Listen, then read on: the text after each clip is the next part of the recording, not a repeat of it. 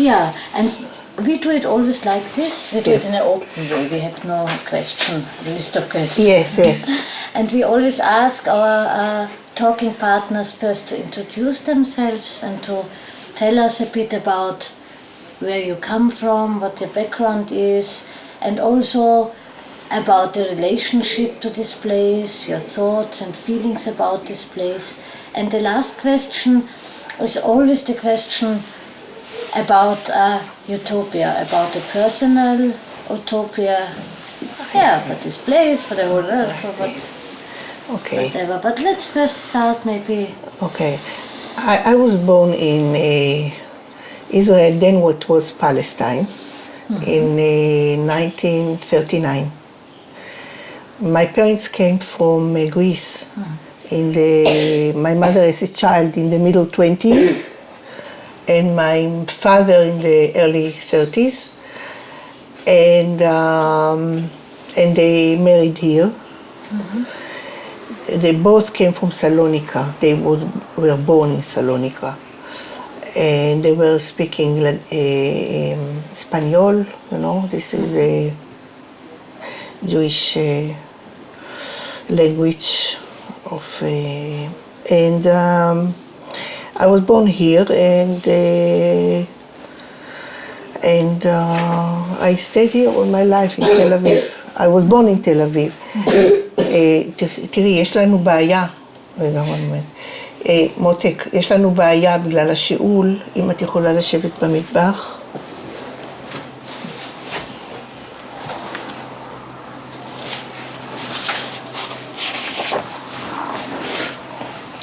Want me again? Okay. Ginger. She has to drink ginger tea. קחי כיסא.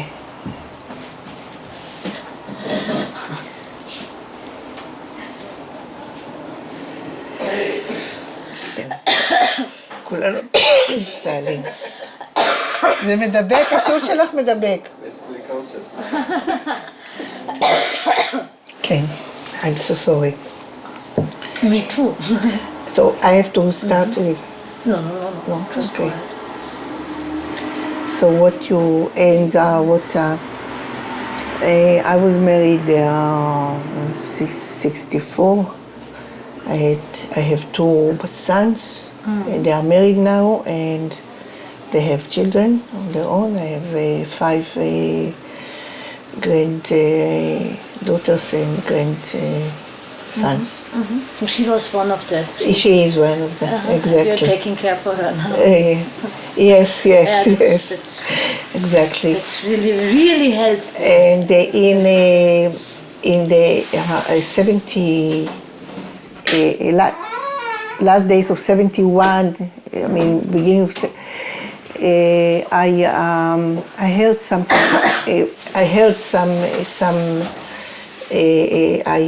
I read in the papers about a woman that from the United States came here and started a group of women for women's liberation.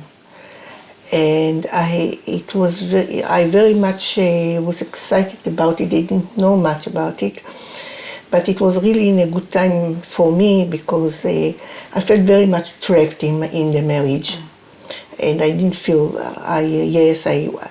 I had to go back to university after the second child, and And I wrote to her, she wrote to me, and I started a group in Tel Aviv, the first group of women's liberation in Tel Aviv, in the beginning of 72. And it was for me, I started to read, Kate Millett and other books, and it was for me like, I could, all the parts that you have parts, I could, suddenly I saw a picture, that you have scattered part and you put them together into a puzzle. So it was like the puzzle was, I got the picture. Of the the world or of how to think about it? Yes, the picture of my life, the picture of the world also. So it was a very, very strong thing in my life. It was so strong that for years I couldn't hear classical music that I like because I couldn't hear it. I couldn't read books of that men was writing. It was very, very strong in my life. The whole idea of feminism, of women's liberation. But somehow it sounded as if the idea of feminism or women's liberation was brought from the United States to this place. Look, it's true that I got much information from books that have been written in English. Many of them were from the United States, also from England. Simone de Beauvoir. Okay. But there were also we went also to I went also to our past. I mean, women that did here work for women's rights and so on. So I also went to the history of these women. But what happened, and I did even research because at that time I was back in the university to do my second degree in sociology and so on. All my work was on feminist issues and and feminist. But anyway, one thing I want to tell you that it was not.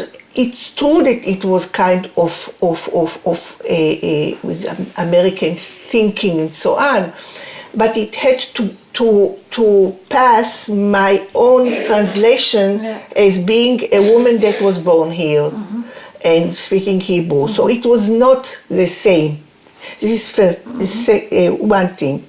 The other thing was that even going to the history of Israeli women was a problematic for me. I was not very much aware of it, but only through the years, because this story was, or her story, or whatever, was a story of the Ashkenazi women, the pioneer women that came here from Russia, Poland, and so on, and not the women in my family. The women in my family were not pioneers or whatever. But they also came quite early. I mean, compared to the...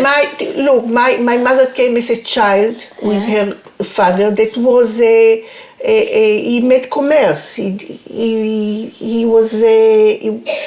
came here just to build his house, not very much. Maybe Why did they come?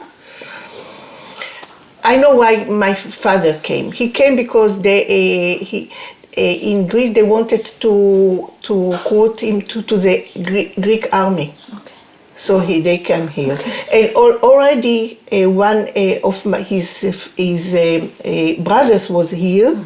He came here as a like Zionist, wanted to come here and stopped his studies for this. And after years, he was very regretful about it because he wanted to finish his studies, never finished it. Anyway, and also when he came here, he was dark skinned, and he told us that when he was with the Ashkenazi workers, they said about him, he's a goy. You know, goy is a non-Jew. Non-Jew? Yeah. Yes, and since then he was very much aware about the problem. But why did they call him a non-Jew? Because he was dark, dark skin. It's for them. I suppose it was like the Jews have to be bright, light skin. He told us much later. But when I did all the research about the women that came here, I was identifying with them in many ways, but they were not my mother. I mean, they weren't my mothers they were my mothers in one sense, but not the sense that my friends felt, for example, because they were Ashkenazi and they felt that it was their mothers and their grandmothers that were, it's like the parents and so on, but they came from Russia, Poland and so on, and it was not my tradition, so the women in my family never went out to work. Okay. Because they were middle class, bourgeois, and it was like she has to go to work. Her husband is not giving her much money, or is not making money or something. So my mother was in the house all the time. Also, with all my family, I don't remember one woman that worked outside of home. But they didn't do it because they were middle class? Yes, middle class, but middle class Sephardic. Can you explain this for Austrian people? Sephardic maybe sound... Middle class Sephardic, what it means. Middle class even, I mean, my mother's family was also, her father became richer. My father no, but her father. What was their profession? What was their profession? They were not profession, they were doing money, they were selling and buying it. Okay. He was building houses, not building, I mean, he was selling lands and buying lands and so on, buying lands and doing commerce, commercial. This is you asked me? And Sephardic, because you said middle class, yes, but yes, middle class Sephardic. Look, middle class Sephardic, a kind of a traditional way of looking at women, that women have to be at home and to know how to cook and to look after the children and so on. This is her job to do in the world. And when she gets out, she is very well dressed, and it's façon, and and they were talking French because I call it the Levantine culture. They were very much Levantine culture. It's taking the European culture as their culture, but it was but it was not the original, but as it was mixed with being Jews, being in the Middle East or even Greece. Salonika, for example, my father learned in Italian school and French school, and yes, and he had a visa from Spain. I mean, it was very much cosmopolitan. Something like a cosmopolitanism in South Europe region. Yes, but it's more Levantine culture that Jacqueline Kahanov, I don't know if you know, yes, talked about. She was in Egypt, and the more middle class or rich people were very much Levantine. They had this very much of French culture and so on, and playing the piano, and all this were there, but European culture, taking in European culture, but it was inside the culture, mixed with the culture of the place. Yeah. This is the Levantine culture, yes. So this is the way. And the Sephardim, they are the Jews. They were once expelled from Spain. I'm right? Yes, at least my fathers, I know the family origins. They came from Spain. His name is Saporta, and it says portas, 6 doors, Yeah. And in Zaragoza, there is a street called Saporta. Oh, okay. So I guess they might be from Zaragoza. But anyway, yeah. Did you think that the Ashkenazi women they were more modern? I don't know if modern, but different. Ashkenazi, many of the Ashkenazi, maybe most of the Ashkenazi came from more working classes, you know, from small villages in Russia and so on. So also because they had to go to work in order to live, to make their living. So it was a double thing. It was also the different culture and different class. Yeah. Something like that. But it's not that we were rich, because my father, 16 years old, he started to work as a clerk. So he didn't do money, but he had the culture of middle class. Okay, because you told me he also played violin and classic music. He played the violin and read a lot, and yes. And you know, French literature was very much fond of Molière and so on. So yes, this is so in when I was grown up in Palestine, in Tel Aviv, we were very different from our surroundings, because we are not, especially after when all the people came from Arab countries. So we are Mizrahi, but Mizrahi that are not Mizrahi from Arab country, but Sephardic. You would say the Sephardim are a part of the Mizrahim? People are wondering about it all the time. One thing I know for sure, I'm not Ashkenazi. I'm not. Because many women, Ashkenazi women, always say to me, you are Sephardic, you look like us, you know, Ashkenazi. And they never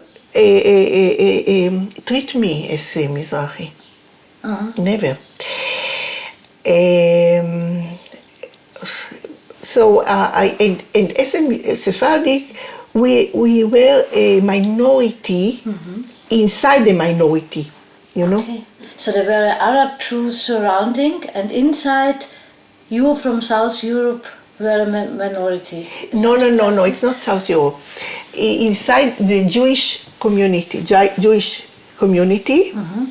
when many Arab Jews came to Israel after 48, yes, there were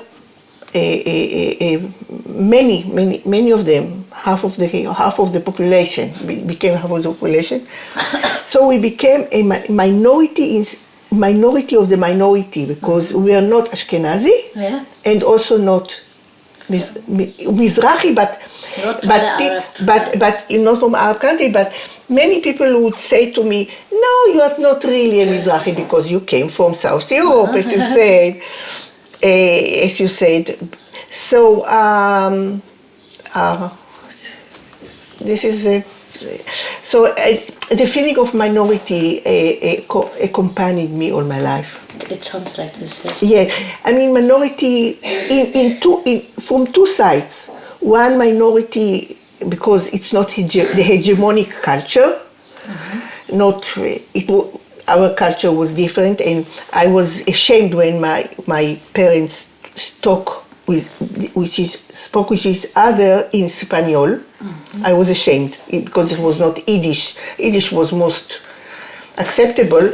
Also, my Ashkenazi friends say that they were ashamed when they were... I just wanted to say, I heard that also Yiddish was not the good language here, because everybody was forced to speak Hebrew. Yes, but the old people or the people were talking Yiddish, and it it was okay, it was Jewish.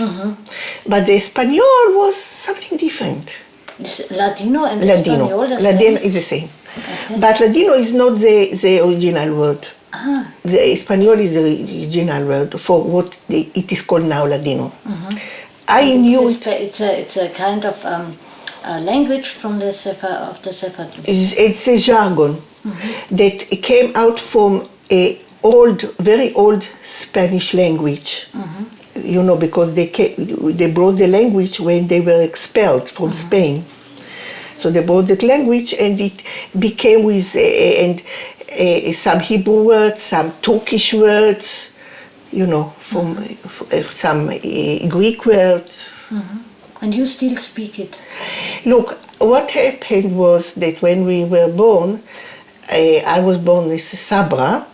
My parents were very much wanted us to not only to talk with us only in Hebrew. So I heard the language, I understand it, but I can't speak. I feel mute in Espanol, some, but I know everything. So it's something that is inside me that still I have a dream to speak it, to speak the language. Because it's also a kind of losing identity or something. Exactly. And you know, my cousin was speaking fluently because she was living with her grandmother from Salonika, and her mother was Ashkenazi. But always I was thinking she is more Sephardic than me. Okay. You told me that many Jews from the Arab countries came in 1948. Why did they come? Why you are asking me? I was then 10 years old, and this was a fact in my life. So suddenly your neighborhood changed, and it was somehow in the Arab Jews neighborhood. Look, many people came then, also from Europe. Also, people came, you know, from the Holocaust. People, Holocaust. Even some girls in my class in 47 were 1 or 2 girls from, you know, from Europe after the World War II. I can't. My neighborhood was not very much changed because it was a neighborhood of more of middle class people, and these people were more in the ma'abarot, in places where they put them in special places with tents, and you know, and they had very hard time. They were very poor also. Very poor, yes. Not all of them, but basically they were poor. So you are also talking about class differences. The differences between you and the other Mizrahim and the Ashkenazi. Yeah. It's also class. Yeah, it was also class difference. Yes. And how, going back to the beginning of the feminist movement you were a part of, how do you combine these experiences of being a minority and the class, thinking about class difference with your feminist approach? I can't say. Look, first of all, I felt you know, as the mothers of the feminist movement in Israel, one of the mothers, I felt it, and I think I'm not the only one. I always thought, felt that I invented the feminism. It was my invention. And so it was very much me. So today, for example, I can't, because you can say, so sometimes you behave feminist way. For me, I am the feminism. It's not seems different. Anyway, how it is combined. Look, it was, as I told you, it's just made the puzzle look as a picture, gave me a picture of the world of myself. Look, it is connected when I think about it, that when I was 6 years old, I always remembered it. My mother used to tell me when I was misbehaving. She was telling me, "Oh, okay. In 10 years from now, I'll make you marry." Oh. And then That's a punishment. And then I get rid of you, something like that, Wow. Because so it was and I was thinking, what I'll do when I was 16, I'll be 16, because I wanted to, I liked very much to read all my life and to learn, to study all my life. So I didn't have any model in my family that of my inspirations, of these inspirations. Only my father. So I was identifying with my father. Mm-hmm. But also my father was not even he didn't finish high school. He 16 years old. He went to work as a clerk. So. It was, but I tell you, when I was 15 and a half years old, my sister was sent to a boarding house, mm-hmm. cultural, and I felt that I also want to get out of home. So I said, okay, I'm going to the same, also to be with her. She was a year smaller than me, and we went together to the boarding place, and it was very difficult for me because it was very much Ashkenazi way, and I didn't have any I was not prepared for all this. And I remember going to the small library there and picking a book and starting to read it. And I felt like I am so excited about. I didn't understand much, but I said to myself, one day I'll write such a book. Wow! And you know what this book was? I just wanted to ask you. Yes, it was Kant. What? Yes, it was Immanuel Kant. In Hebrew, it was a translation of Immanuel Kant. So his main book of Immanuel Kant about his metaphysics, Mm-hmm. And I said, so this is, and you see, in the middle of the 50s, in agriculture boarding school. And I want to write a book like this. Wow. And I never knew about this man before. I mean, I just picked it from the library. This is so all the expectations of my family, and also from society. Mm-hmm. People didn't ask me. I mean.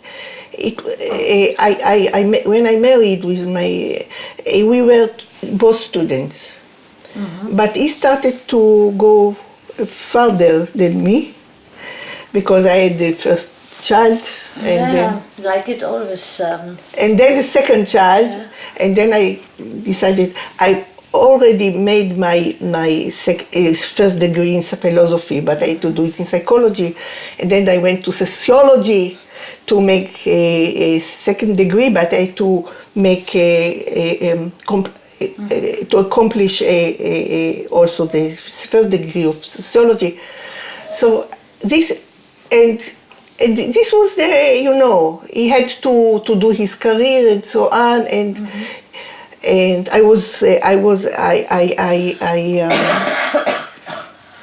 I helped him very much in typing, his masters, and also the language and so on. So it was very much, it spoke to me, the whole thing, because, and it really was something that women from so many different cultures understand, I think, about this. Yeah. This because it's something very, very much So you general. also started to fight against this role model that... I always fight it. I never was in. I didn't really identify with it. Yeah. Never. But I didn't fight. It was like no. I was fighting all the time. But at last I understood against what I am fighting. That it's your own lifestyle, or... Yes, it was. Now I understand why the things are like that. And why? It's not me that I'm problematic. It's the society. Mm-hmm.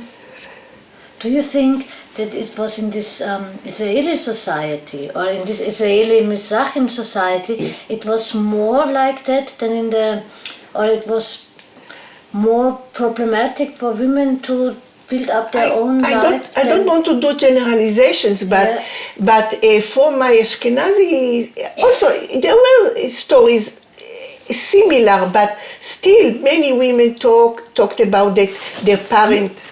Many women talked about that their parents wanted them to have a profession. Mm-hmm. Many women, and me never. Mm-hmm. So it is a different. They didn't say to me, you have to profession to that you can stand on your own, something like that. Mm-hmm. Many Ashkenazi women talked about it. Mm-hmm. Of course, there is a problem. Be a teacher and work part-time and so on, but I didn't have it. I didn't have these messages. Mm-hmm. So you really started from a 0 point or something. I started from. Look, I had aspiration of my own. Mm-hmm. I wanted to. I sticked to academic studies, mm-hmm. But from some points, yes, And I married an Ashkenazi man from working class. Okay. But also he wanted and he studied till his PhD. Mm-hmm. But his origins were working class. Mm-hmm.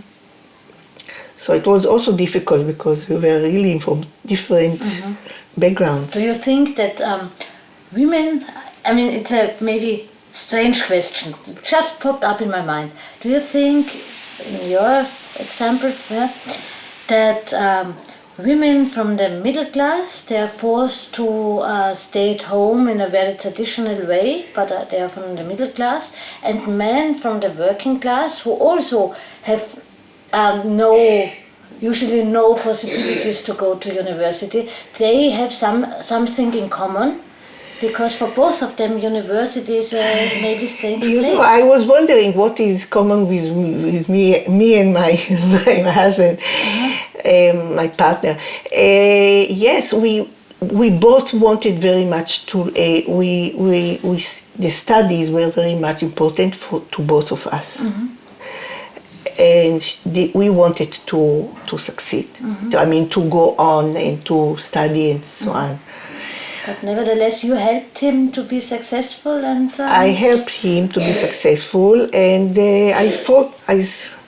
I found myself stuck with 2 little children at home, and I didn't want to interrupt him from him because it was also with his career. Also, it was not also his career was not simple. Yeah.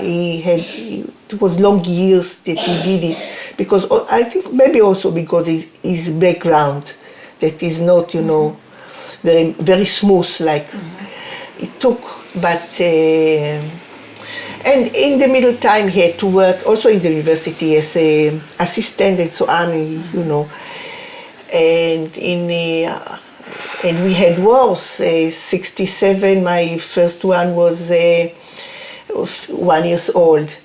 Second war, the two, we already, Kufur war, it's already, I had two sons, but already in the feminist movement. So he went, and every time he went to the army, because he was in the reserve, and he was, and I was with 2 children, and then I wrote for one day, it was I was not, it was only they were. But in the second day, as a feminist, I was thinking about the war, and I wrote an article, Women and War. Today, this article is I said why I wrote there that war is connected with men, not with women, and our blood is less worthy than their blood, something like that. But you know that one researcher asked me if I read before Virginia Woolf, about the war. I said, no, I didn't read her when I wrote this Women at War. But it was not very much pacifist, but it was against and I didn't have all the terms, but it was like, it's your business, it's where I am inside. And all the feminist movement, we talked very much about it, night for nights. And I remember my 5-year-old boy taking him to these meetings. My husband was not at home. I left the other one with my sister. Anyway, because there was no transportation, in the first days of Kufur War, there was no buses or so. And we were talking very much, it really gave us a very much push to talk about everything. And we made a journal about it. Okay. Yes, about women in war. We published it in 1974. In March. And we had, at the same time, there was the Jewish students organization made a kind of a conference for women, or what women in war and what we are doing with men. So but all this journal was about, was about women in war. But afterwards, 10 years later, I met a woman. Already we did many things. I was in the group that started the first, almost the first Rape Crisis Center. So I met a woman and said, maybe you don't like it, he was telling me, but I'm an anarchist. I said, what? And in that time, I was a little bit active in Shulamit Aloni's party. No. I mean, Meretz Ratz, you don't know this party? No. Shulamit Aloni's party, I will call it, now it's Beilin's party. You know, don't know? No. It's left in Avoda. Left. It's not a community, but it's left. It's kind of a human rights, women's rights. This was kind of a very small party. It's a women-only party? No, it was also men, but a woman was on the head, the head of the party. So I joined her, not before, because I thought I don't want to put any energy in men's things. What men are there, I don't want to put energy. I'm already putting a lot of energy in my husband and two sons. I don't need to put more energy for men. I want to put energy in women. But after 1977, after Begin and Likud and all this, so I decided that I'll join this party. And I was very much, of course, so that even if there was a woman there, it was very much kind of patriarchal thing. And then I adopted the anarchist idea. It really fitted me. So now, from then on, around 84, 85, I'm anarchist feminist. Okay. And have you, did you establish a special group of anarchist No, feminism? it was very much in secret. Because I have many lives. I also have a life, of everyday life of being a married woman and a mother of children. But now I'm talking about it. But also, there are all kinds of anarchism, and still in the other 10 years later, I also developed the idea of course, non-violence or non-violent anarchism, because anarchism is connected very much with violence. Bombing, with bombing. Yeah, bombing, yes, But you have from the very beginning of the anarchist idea, you have this non-violence, like Kropotkin or Emma Goldman, I think. Emma Goldman, yes, of course. I mean, of course, Emma Goldman was also connected with John Most, and he's, okay. Yes. You read her biography? Yes, I know her. I have her picture somewhere. Yes, but secrets. No, not here. Yes, I mean, look, it's not really secret. I talk about it. I talk to you too. Also what happened that in the, let's say, 10, 15 years. There are anarchists in Israel, but I don't feel much mutual language is them. First,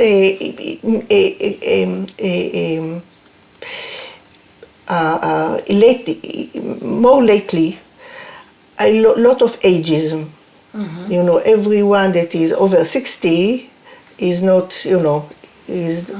so I don't feel, and also they were going with all this the punk thing and so on. I know this anarchist against the wall. Yes, I wanted sometimes to go to there. Really, I never wanted to build in. I went to other places and so on, but not to build in, because I said, okay, if they're doing to me, okay, I have children, I have grandchildren. I can't make it's not. If I was free, I mean, only by myself, I could do it. So, and also being the ageism. We once went to the Knesset to make a demonstration. I can't tell you how terrible it was. Can you give an example? They don't want something that you are not existing. They are talking like you are not you are not sitting there, or attacking me, attacking by words, yes, attacking me. Just I don't know, being afraid of what I don't know, but it was it's not the first experience that I had about ageism. Yeah, really terrible thing. And is this also has it also to do with a changing of feminism, that maybe you represent an old style of feminism? I know this discussion. I believe that when I was their age, we were much more respecting the old feminists. Yeah, but there were not so many, were there? No, yes, but for example, we had there were. Oh, you are right, but I mean, no, there were women that were warriors for women's rights, and we had a guest that was it was 84 that we had a conference, and there was a woman about 80 or something, and we were very respecting her and give her,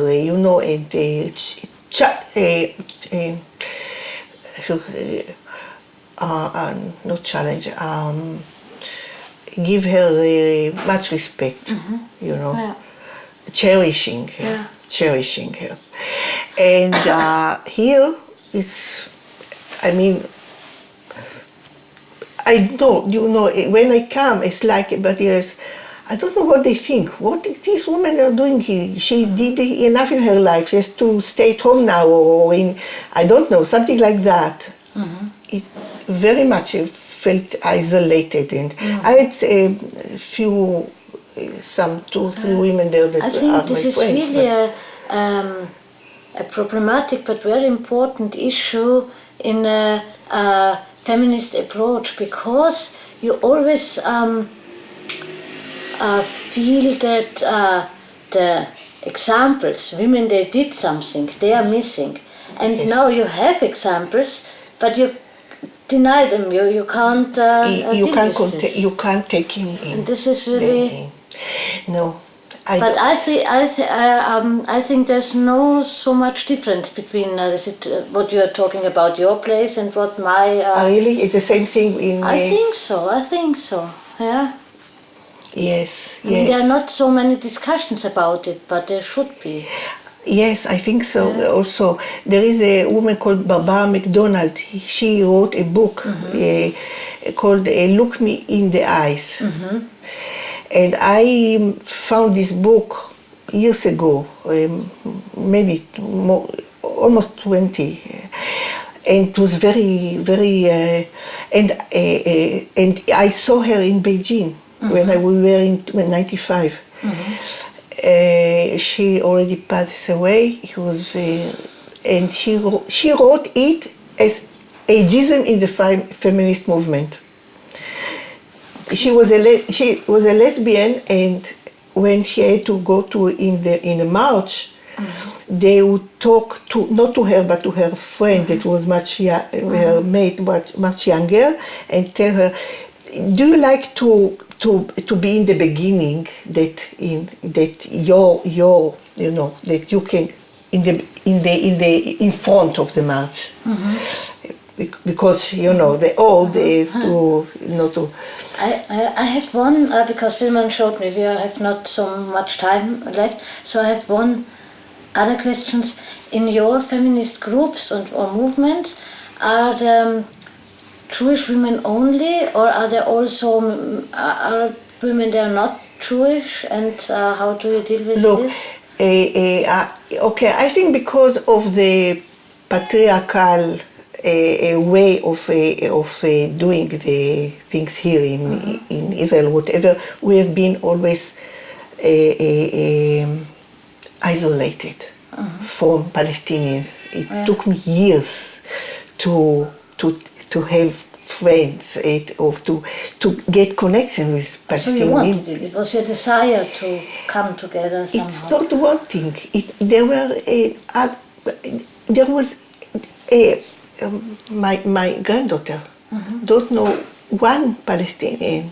They don't know. They have it's isolation, 100% isolation. So it's because I was connected with a group that was doing co-counseling and so on, and then we got connections with Palestinians. So that way I started, and also the feminist movement later. Especially the first Intifada, when we were women in black, and so on. Of course, we started to meet Palestinians, so on, and it helped me very, very much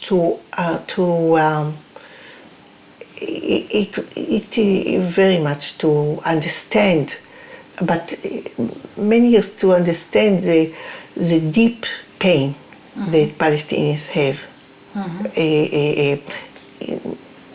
Usually in very deep pain, and that way I could learn to be ally to them, ally. But you know, I started to be ally to my children as a grown person. Because also there is adultism, you know, when you treat children not as a full persons and so on. So from this I had to be an ally to Palestinians. And I tell you, when I was one of the women who started Ahoti. And in Ahoti we have exactly this way of our perspective, or our goal, or whatever our activity is, to be inclusive as possible. And to see, and to, so we have connections with Palestinian women and with women that are not Jewish and whatever.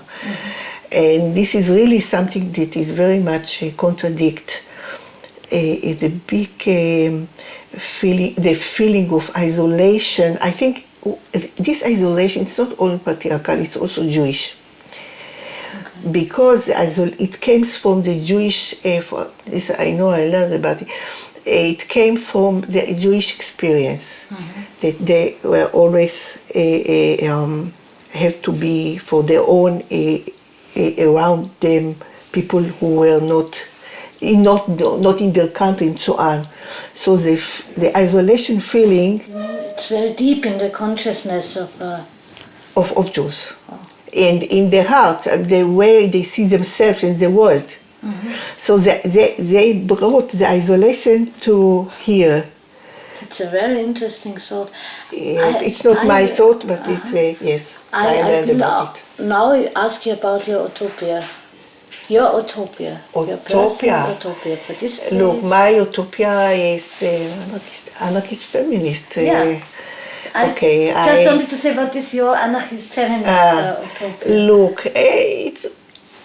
Look, it's not countries, it's not states, not armies, not police. What is not? And instead of that? Instead of that, we have to invent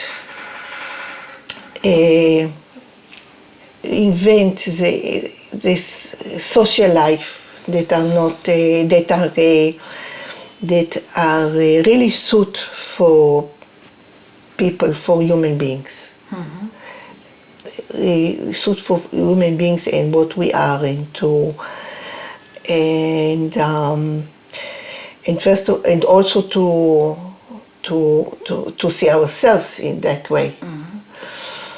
But you asked me about the organization of society, because this is yes, I think often, of course, about it, because how we can manage. I mean, how the world can manage without states, without force, because this is the basic of what is.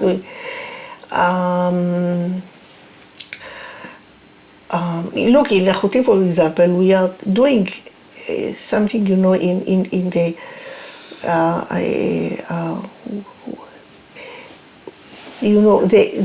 look, in the feminist movement, it was something we created a world of our own in a way. It's a bubble. Is it a bubble? Something like bubble. Bubble, yeah. No, not at all. Not at all. What we created, it was from our own experiences. And of course it was contaminated by all kinds of oppressions that we have, that ageism and whatever. It's not a paradise today to be inside the feminist movement. But still the consciousness was in groups that were kind of oasis, kind of something that is out of this world. Is this feeling I carry with me, that it is possible to create our own world, because in a way I always you can live in a kind of certain kind of world, but you can have your own world and do this not only for yourself, but doing it all the time in your life. making it work in your life. For example, if I am on the line of the Reb Kaiser Center, so I get all kind of phone call from everybody without even see the person. This is a good thing, you know. I came with her with very much deep things and so on. I mean, but it's, you know, it's something that look, first, I think the first thing that it's a kind of not education, but I don't know the word. Not also examination. Changing? It's not really changing. It's a research inside yourself and to understand why you behave like this or like that or not another, and what brought you to this.